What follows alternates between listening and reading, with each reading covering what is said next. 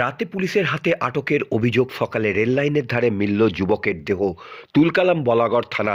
যুবকের রহস্য মৃত্যু ঘিরে তুলকালাম বলাগড় থানা। উত্তেজিত জনতার বিরুদ্ধে ভাঙচুরের অভিযোগ উঠল। বৃহস্পতিবার রাতে বলাগড়ের ক্ষেত্রীনগর খালধারের এক যুবক পুলিশ তুলে নিয়ে যায় বলেই অভিযোগ। আজ সকালে তার দেহ উদ্ধার হয় রেললাইনের ধার থেকে। নাম শেখ আসাদুল মণ্ডল, ২৬ বছর বয়স। শুক্রবার সকালে আসাদুলের দেহ উদ্ধার হয় বলাগড় স্টেশনের পাশে রেললাইন থেকে। এর পরেই বলাগড় থানা ঘেরাও করে বিক্ষোভ দেখায়। অভিযোগ, যুবকের পরিবারের লোকজন ও গ্রামবাসীরা এসে পুলিশের বিরুদ্ধে অভিযোগ তোলে। থানা চড়াও হয়। ভাঙচুর করা হয় close circuit camera, child friendship corner. Hooghly জেলা গ্রামীণ পুলিশের আধিকারিকরা ঘটনাস্থলে এসে উপস্থিত হন। থামানোর জন্য আনা হয় বিশাল টিম।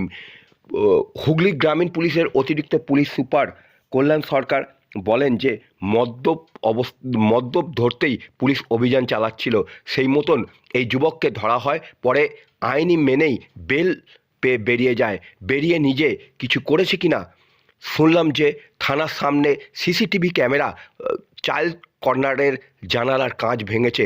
আসাদুলের পরিবারের দাবি, আসাদুল রাতেই জামাইবাবু শেখ রাজাকে মেসেজ করে জানিয়েছিল তাকে ধরে নিয়ে যাওয়া হয়েছে। রাজা পুলিশের সঙ্গে যোগাযোগ করার চেষ্টা করলেও তা সম্ভব হয়নি। তার মধ্যেই আজ সকালে এই ঘটনা।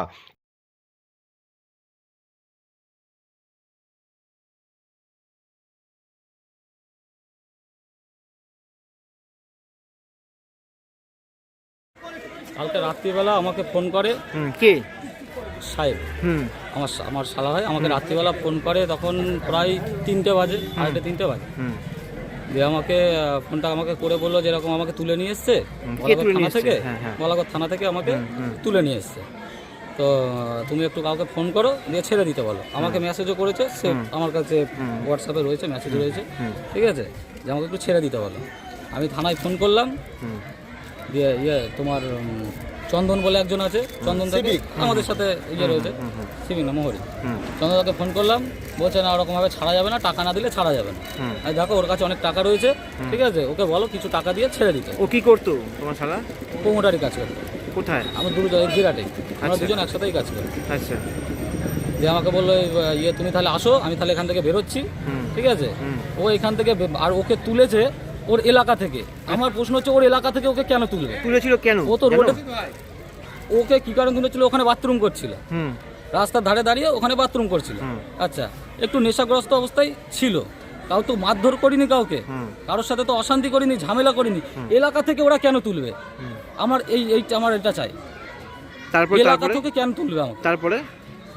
তারপরে যে আমাকে ফোন করলো, আমি এখানে আসার আগে ওর ফোনটা সুইচ অফ হয়ে যায়। আমি ওকে সারা বলাগড়ের পুরো এদিক ওদিক পুরো চারিদিকে খুঁজে বেড়াই, কোনো জায়গায় ওকে আমি পেলাম না। পেয়ে আমি ওই বলাগড় বাস স্ট্যান্ডে চায়ের দোকান, ওনাকে গিয়ে জিজ্ঞেস করলাম যে তোমার কাছে কেউ এসেছিলো চা খেতে? মোটামুটি 3টে সাড়ে 3টের মধ্যে। বলছে না, আমার কাছে কেউ আসেনি। আমি ওখান থেকে সোজা বাড়ি চলে যাই। আমি জানি ঠিক আছে, যেখানে যাক সকালবেলা বাড়ি ঢুকে যাবে। মাঝে মধ্যে এরকম মানে তোমার 12টা 1টা বাজায়, কিন্তু এত লেট করে না, সকালে ঢুকে যাবে যেখানে। দিয়ে সকালবেলা আমি হঠাৎ শুনি যে এইরকম ঘটনা হয়েছে। তোমার সঙ্গে শেষ কথা হয়েছিল? আমার সাথে শেষ কথা হয়েছিল তখন 3টে বাজে।